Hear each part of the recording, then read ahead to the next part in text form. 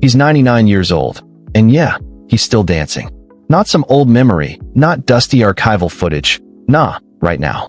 In a world that buried most of the people who shaped him, a world that moved on from the genre he perfected, a world that quietly wrote him off more than once, he's still here. Still moving. Still making rooms feel warmer just by walking in. But the man the world thinks it knows and the man who actually lived this life? Yeah, two totally different guys. Because behind that smile, the one that made 60 million households feel like everything was going to be okay, there was a childhood built on silence and distance. A career that spent 15 years hearing no before anyone finally said yes.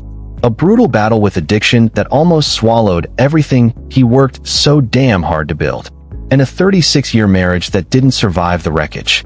So what does it cost a man to perform joy for the whole world while quietly losing himself in private? And how does someone rebuild? Not once, but completely. Only to discover, at 86 years old, the one thing that had been missing his entire life. Before we get there, we gotta rewind. Back to where it all started. A small town in Missouri. A boy who felt invisible. And a stubborn, almost crazy certainty that the stage was the only place he would ever truly be seen. Dick Van Dyke was born on December 13, 1925, in West Plains, Missouri. A small, forgettable town that didn't offer much to dream about, and even less to hold on to. The kind of place where ambition felt like a foreign language. Life moved slow, the rhythm barely changed, and the horizon always looked the same. For most people who grew up there, West Plains was the whole world. For Dick, even as a kid, it felt more like a waiting room. His father, Loren Wayne Van Dyke, was a traveling salesman, charming, restless, and rarely home. His mother, Hazel Victoria Jones, was quiet, steady, the kind of woman who held everything together with invisible strength, the kind nobody really notices until it's gone. Together they raised Dick and his younger brother Jerry in a home that was functional, decent, and emotionally thin. Not cruel, not broken in some dramatic movie way. Just light on warmth, light on praise, light on the kind of affection that tells a kid he matters just for existing. Later in life, Dick wouldn't describe his childhood with bitterness.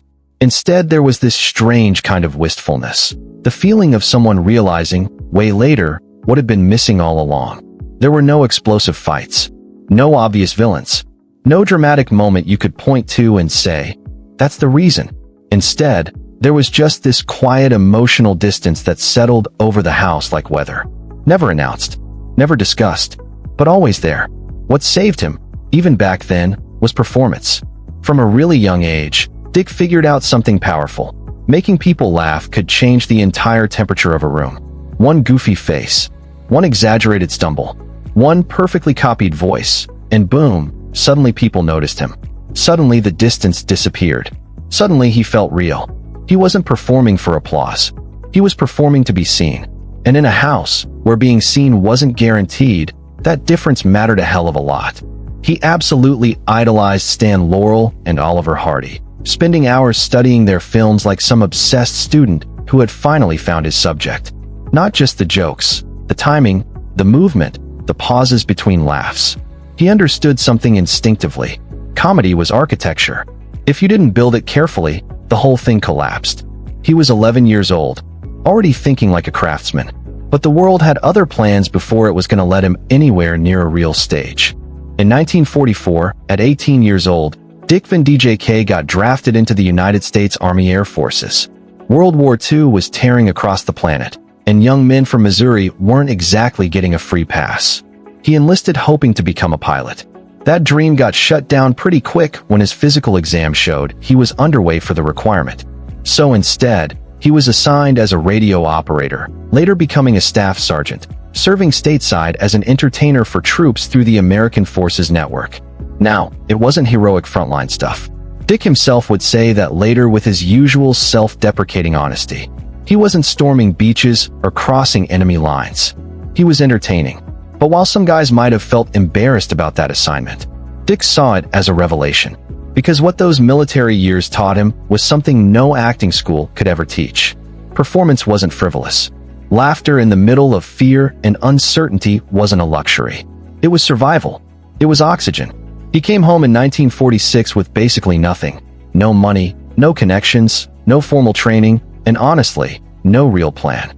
What he did have was a certainty. Stubborn, irrational, completely unshakable. He believed he was meant to stand in front of an audience.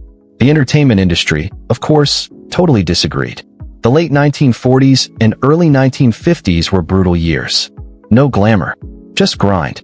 Dick tried working as a radio announcer in Atlanta, Georgia, and yeah, he got fired pretty fast. Then he teamed up with his friend Phil Erickson, forming a comedy pantomime duo called the Merry Mutes. They performed in tiny clubs and at Air Force bases for crowds that were sometimes excited and sometimes just straight up bored.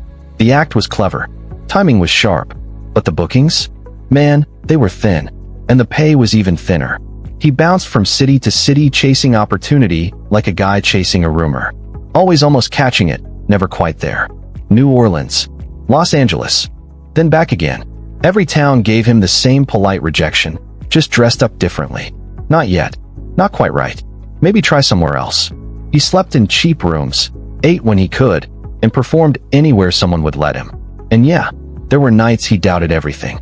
Nights when that certainty that dragged him out of Missouri started to feel less like a compass and more like a crazy delusion. He wasn't struggling alone, though. In 1948, Dick married Margie Willett, a woman he'd known since high school. She was warm, patient, and fiercely loyal to a man who was often absent in almost every way. Not cruel, not cheating in those early years. Just consumed. Consumed by ambition, by additions, by the exhausting math of a career that never seemed to add up.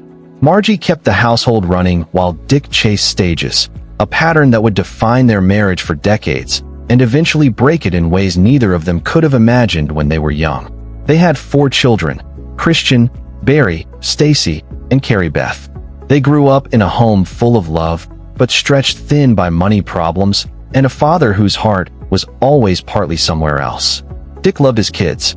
That was never in doubt. But love, as he would eventually realize, isn't the same thing as presence.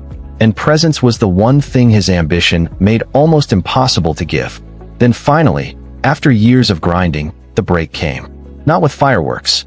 Not with some dramatic Hollywood moment. Just a quiet knock. In 1955, Dick Van Dyke landed a local television hosting job in Atlanta. Small, unpolished. Hardly anyone outside the city noticed. But it was a foothold. Then came a morning show on CBS, where he worked as a summer replacement. Then a move to New York, right when the entertainment world was starting to buzz with something new. Television. A medium that was hungry, insatiable, burning through talent at a pace that was both exciting and terrifying. Dick arrived in New York carrying the same stubborn certainty he'd had since childhood. A little bruised, maybe, but still alive. He performed in small theater productions, auditioned constantly, grabbed every opportunity, and sometimes straight up invented opportunities when none existed.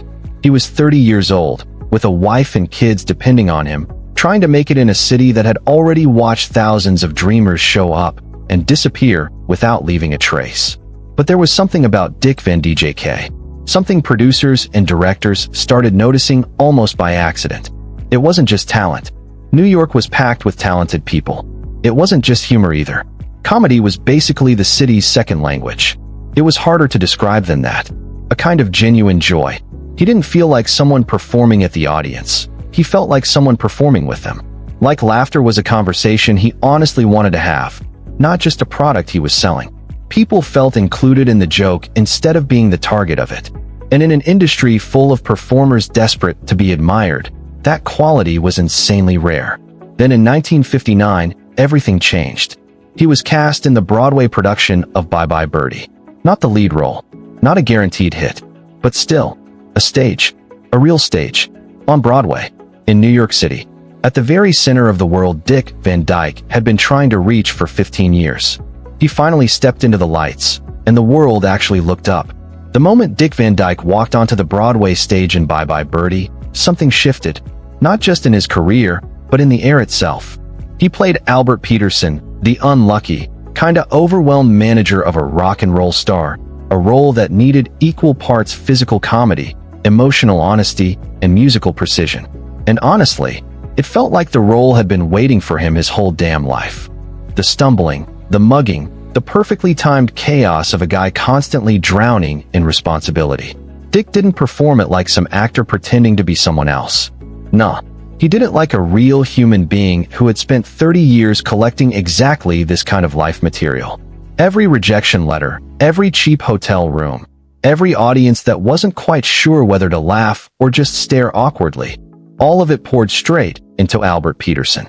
And what came out was something Broadway hadn't seen in a long time. Genuine, unfiltered joy. No fake polish. No stiff theater energy. Just pure, human comedy. The critics noticed. The audiences noticed. And in 1961, Dick Van Dyke stood on the stage of the 46th Street Theater and accepted the Tony Award for Best Actor in a Musical. The guy was 35 years old. 15 years of grinding and near invisibility didn't end with some quiet little nod. Nope, it ended with Broadway's biggest honor. For a man who had grown up feeling mostly unseen, the weight of that moment was almost impossible to process. He later talked about standing in the wings before the announcement, genuinely unsure he had won, totally unprepared for the idea that the world had finally caught up with what he had believed about himself all along. When his name was called, the expression on his face wasn't pure triumph. It was closer to relief. The kind of relief that hits when you've believed in something for years while everyone else kind of stopped believing a long time ago. But Broadway, as it turned out, was only the beginning. Carl Reiner had been cooking up a television series, a sharp, smart comedy about the life of a TV comedy writer. Originally, he imagined the lead as basically a version of himself. Jewish, neurotic, quick-witted, very New York. But the network, in its infinite wisdom, suggested maybe he rethink that idea. And Reiner, after watching Dick Van Dyke absolutely wreck Broadway audiences 8 times a week with nothing but his body, his perfect timing, and that impossible smile, made the call that would change both of their lives. The Dick Van Dyke Show premiered on CBS on October 3, 1961. And funny enough, it didn't explode right away. In fact, the first season's ratings were modest enough that cancellation was a real possibility. Which, looking back now, seems kinda ridiculous. But Carl Reiner and Dick Van Dyke weren't making television the usual way. They weren't following the old formulas. They were building something different. Something that actually treated its audience like intelligent people. Something that found humor in the mechanics of everyday life instead of forced drama. And the characters? They felt real. Mary Tyler Moore, cast as Dick's wife Laura Petrie, brought a warmth and razor-sharp comedic precision that matched him perfectly. Their chemistry wasn't manufactured. It wasn't some studio calculation. It was just real. Two performers operating on the same wavelength, trusting each other completely, creating magic in the space between them that neither could have pulled off alone. The show found its audience in the second season. Then it found everyone else. By the mid-1960s, the Dick Van Dyke Show wasn't just popular. It was a cultural landmark. It ran for 5 seasons from 1961 to 1966 and picked up 15 Emmy Awards, including 5 straight wins for Outstanding Comedy Series. Dick himself snagged the Emmy for Outstanding Continued Performance by an Actor in a Series 3 different times. The scripts were brilliant. The performances were tight. But what really lifted the show above the rest was the guy standing right at the center of it.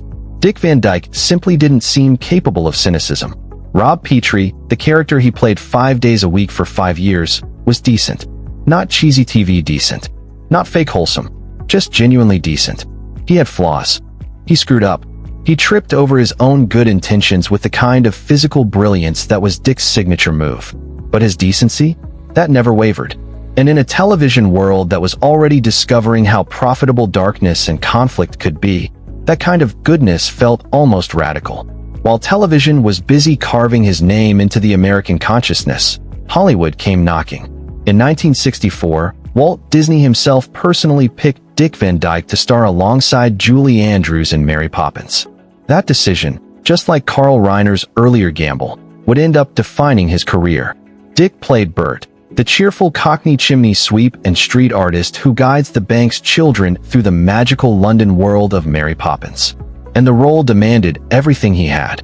The physical comedy he'd been perfecting since he was a kid. The musical ability he'd built from years on stage. And that rare ability to project warmth so real it could travel through a movie screen and reach a 6-year-old kid sitting in a dark theater. The film became a massive phenomenon. It earned 13 Academy Award nominations and won 5 Oscars, including Best Actress for Julie Andrews.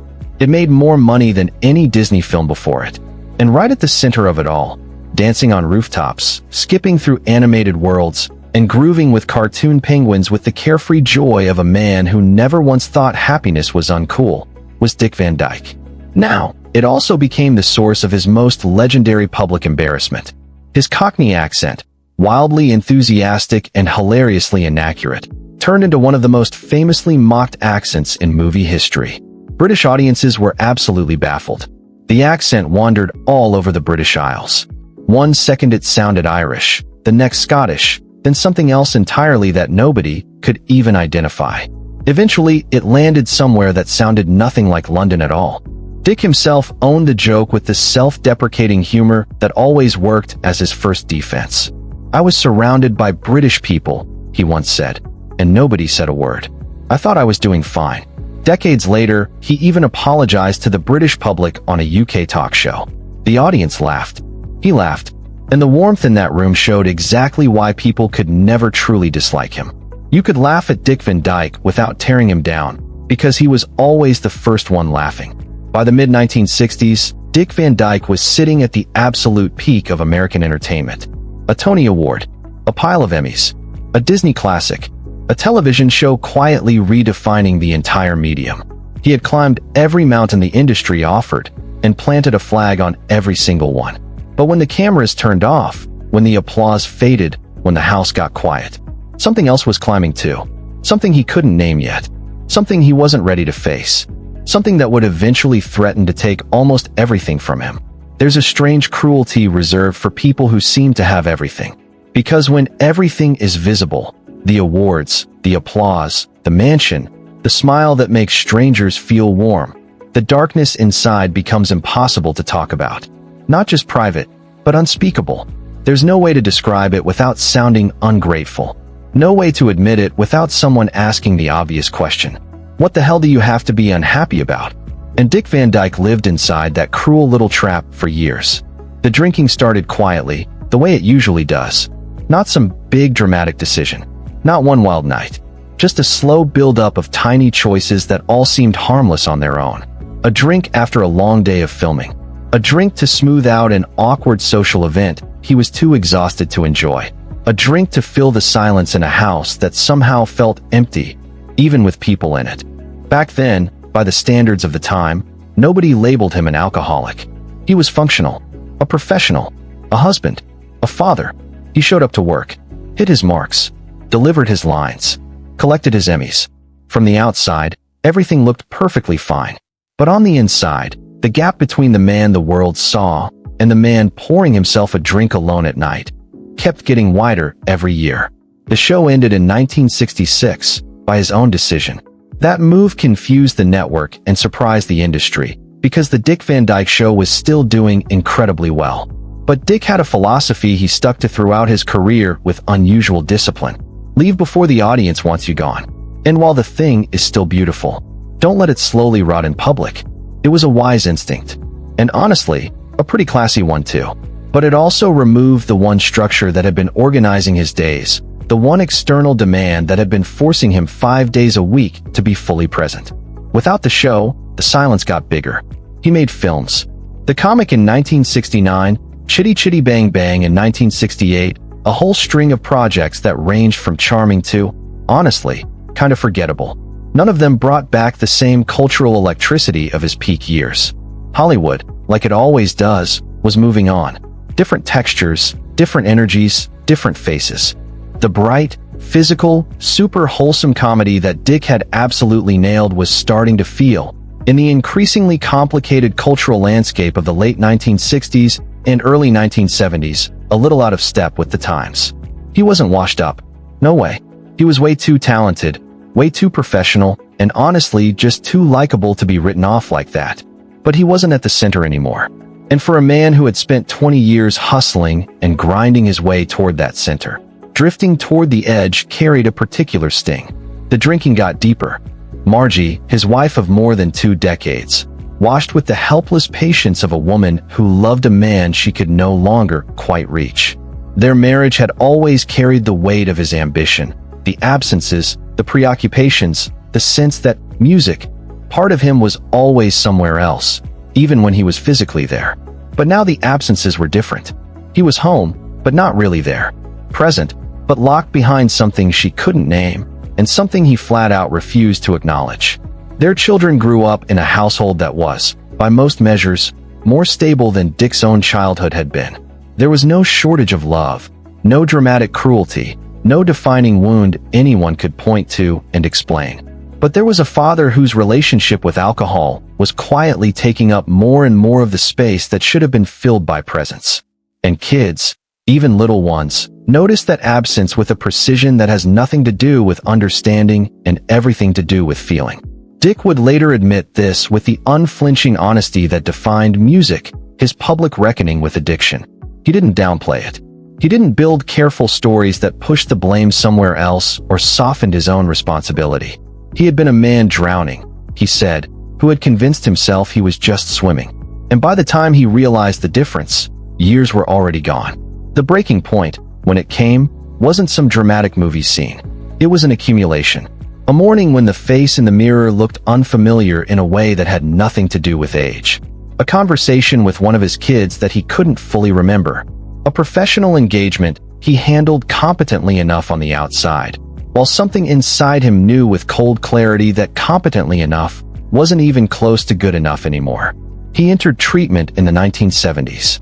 Not with fanfare, not with a public statement, not with the choreographed celebrity rehab story that would become so common later on. Quietly, with the kind of private shame people feel when they finally admit something they've been dodging for years. It wasn't a triumphant moment. It was humiliating. And Dick, who had spent his entire career turning humiliation into laughter, found for the first time a humiliation he couldn't instantly flip into comedy. Recovery wasn't linear. It rarely music is. There were setbacks, relapses, the slow and pretty unglamorous work of rebuilding a relationship with himself that years of drinking had slowly torn apart. Later, he described it with the clarity of someone who had truly processed it, not just survived it. The addiction, he said, had never really been about alcohol. Alcohol had been the answer to a question he had never learned to ask. The question of what lived in the silence beneath the performance. The question of who Dick Van Dyke actually was when nobody was watching and nothing was expected from him. That question, it turned out, took years to answer. His marriage to Margie didn't survive the full weight of those years. They divorced in 1984 after 36 years together. A split that, by most accounts, wasn't dramatic or bitter, but carried the quiet sadness of two people who had grown so far from who they once were when they first met that finding their way back just wasn't possible anymore. Dick talked about it with his usual fairness. He didn't throw blame around, and he didn't pretend everything was fine. He simply admitted that what had been broken couldn't be fixed, and that the kindest thing for both of them was to stop trying. He was 58 years old, sober, eventually divorced, his peak television years a decade behind him. His Hollywood career now more like a collection of occasional projects rather than the cultural dominance he once had. The guy who had won Tony Awards and Emmys and danced across movie screens in one of the most beloved films ever made was living, in many ways, in the quiet aftermath of a life that had already hit its supposed high point. But some people, aftermath isn't the end of the story. Some people carry, somewhere under the wreckage of the years, a real capacity for renewal. Something genuine and deep that keeps generating warmth long after most people would assume the fire had gone out. Dick Van Dyke was one of those people. He just didn't know it yet. Sobriety for Dick Van Dyke wasn't just the absence of alcohol. It was the beginning of an excavation. A slow, patient, music, sometimes painful process of figuring out who he actually was underneath decades of performing, avoiding, music, and the strange numbness addiction wraps around a person so gradually they start thinking it's just part of their personality. He had spent most of his adult life being, for the world, an almost unbelievably cheerful guy. Sobriety demanded that he learn how to actually be one. The difference, it turned out, was huge. He threw himself back into work with an energy that surprised even the people who had never doubted him. Television, which had first made him famous and then watched him drift toward its edges, offered him a new home in 1993 when Diagnosis Murder premiered on CBS.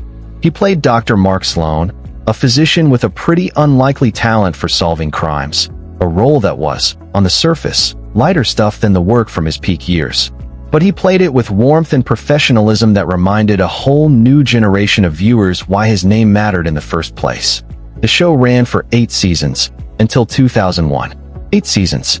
For a man some corners of the industry had quietly written off as a relic from another era. That wasn't just a comeback. That was a statement.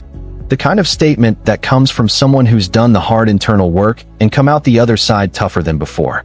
He wasn't haunted by the gap between his current work and the heights of the Dick Van Dyke Show or Mary Poppins, the way it hurt other performers of his generation. He genuinely seemed to have made peace with the arc of a career, understanding that different seasons bring different fruit, and the value of fruit isn't only about size. He showed up. He was professional, and by every account from people who worked with him during those years, he was a joy to be around. And joy, for Dick Van Dyke, was something he was finally learning to allow himself without guilt. He danced. He had always danced. It was as natural to him as breathing. But in his later decades, the dancing felt different. Less performance, more prayer. You could find him well into his 80s and beyond, dancing anywhere that would have him, with whoever was willing, with the carefree abandon of a guy who had finally stopped worrying about how things looked and started caring about how they felt. Videos of him dancing went viral online again and again, and younger audiences who saw him for the first time immediately got it. Without needing a biography or backstory, they could tell this was someone who had figured something out. But the years still brought losses that no amount of energy could dodge. The generation of performers who shaped his world began disappearing one by one. With the quiet relentlessness time applies to everything.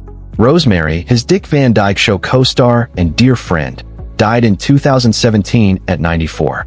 Mary Amsterdam, another key part of that amazing ensemble, had been gone since 1996.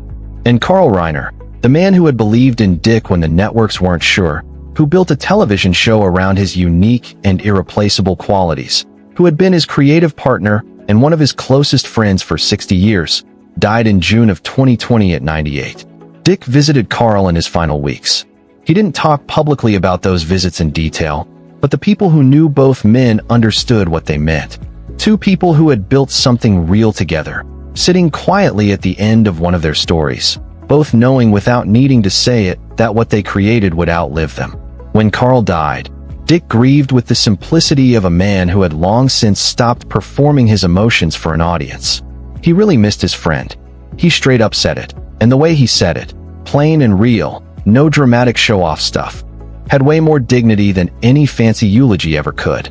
Mary Tyler Moore, his Laura Petrie, the woman whose chemistry with him lifted the Dick Van Dyke Show from great to absolutely legendary, died in January of 2017. Their relationship, over all the years since the show ended, kept that special warmth you only see between people who shared something big and irreplaceable. When she passed, it left a silence in him, and he didn't hide it. Not at all. With the honest vibe he carried in his later years, he openly admitted it. She had been, he said quietly, one of the greatest gifts of his professional life. And he meant it the way people mean things once they stop pretending that feeling something deeply makes them weak. These losses stacked up over time. Not like total devastation, but like weight. The kind of steady, dignified weight carried by a man who's lived long enough to bury most of the people who shaped him. He carried that fact not like a tragedy, but like a responsibility. The responsibility to remember, to honor, to keep going. And then, in the middle of all that, something happened nobody saw coming. Dick Van Dyke fell in love. He met Arlene Silver at the Screen Actors Guild Awards in 2006. She was a makeup artist, warm, straightforward, and funny in a way that matched his energy almost suspiciously perfectly. She was 46 years younger than him. Yeah, the math wasn't lost on anyone. The public reaction bounced everywhere. Some people were charmed, some skeptical, and some honestly just confused. The tabloids, of course, did their usual thing. They obsessed over the age gap, the optics, the endless, what's the real motive? questions. But Dick and Arlene, they honestly didn't give a damn. They got married in February of 2012. He was 86 years old. She was 40.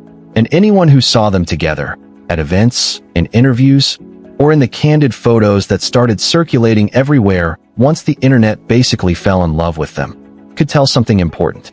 This wasn't some transaction, not a publicity stunt, not some carefully staged May-December romance image. It was just two people who were genuinely happy. Like, noticeably, unmistakably, almost annoyingly happy. Arlene became, by every account, his biggest companion and his fiercest supporter.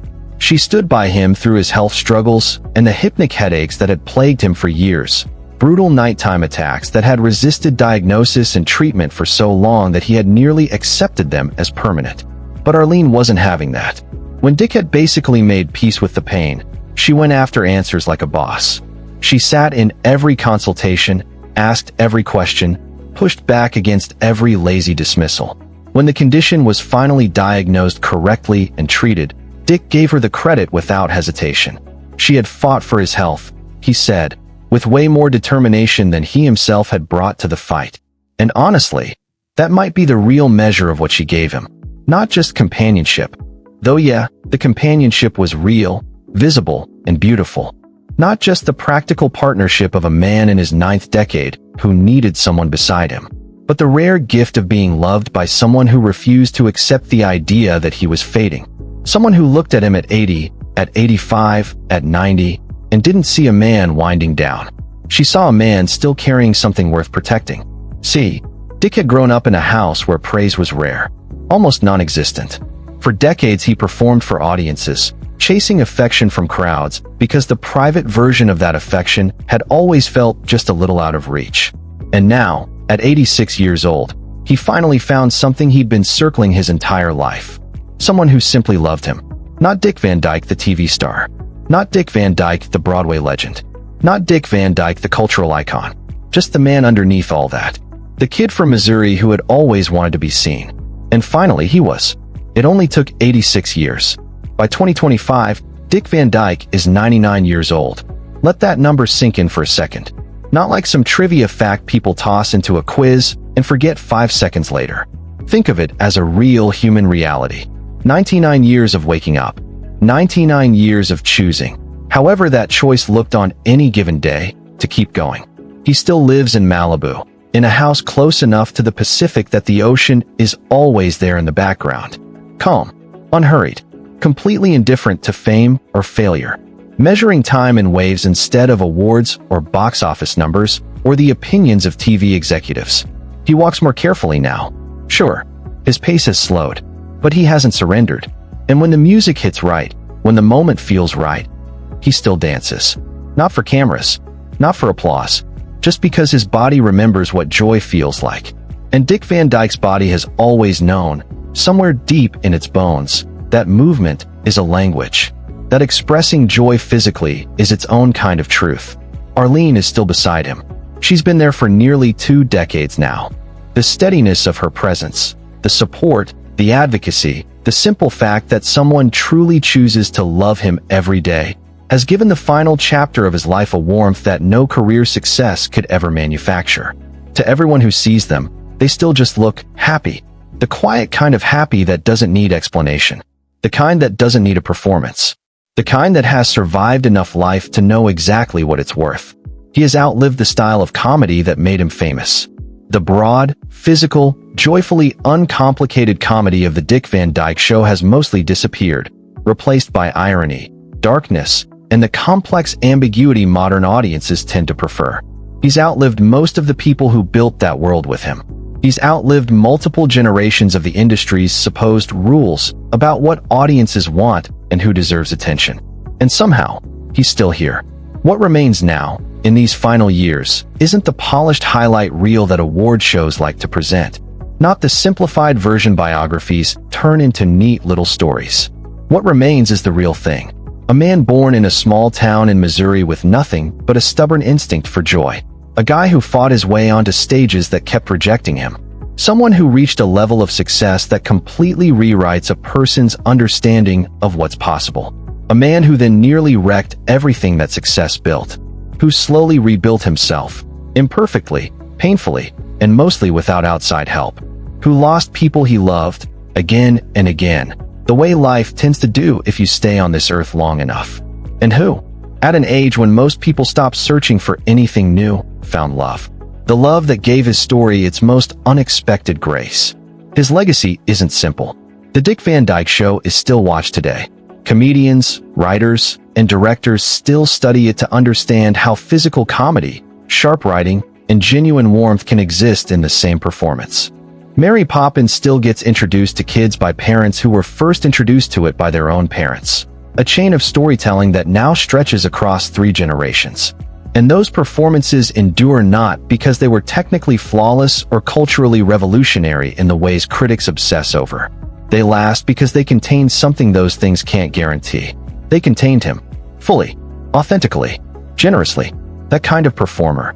The one who gives himself completely to the audience without calculation is rarer than talent.